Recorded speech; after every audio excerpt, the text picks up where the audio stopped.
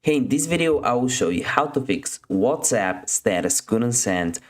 It's an issue a lot of people have on iPhone and Android devices, but don't worry, I'll help you fix it. So if you appreciate me making a video just like this, make sure you give me a like for the YouTube algorithm, subscribe if you are new, and hey, if you have any questions whatsoever, let me know in the comment section down below. So if you're getting the WhatsApp status couldn't send, what you want to do, the first thing is go over to your settings, app, and then go over to general on an iPhone, apps on an Android device. You want to click on iPhone storage on an iPhone Android device. Just find WhatsApp.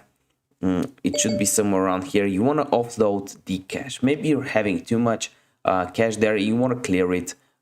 It's reset or clear cache on an Android device. This is the first thing you want to do. The second is actually going on the App Store and typing in, or the Google Play Store, WhatsApp, and you want to make sure that you have the latest version of WhatsApp installed.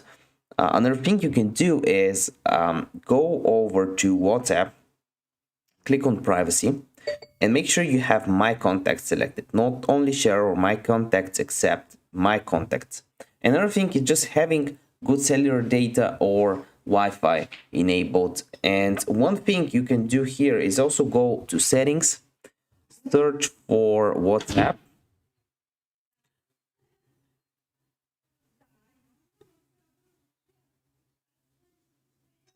and click on mobile data. It has to be on. So this is all you gotta do. If this video helped you out, give me a like, and I want to see you next one.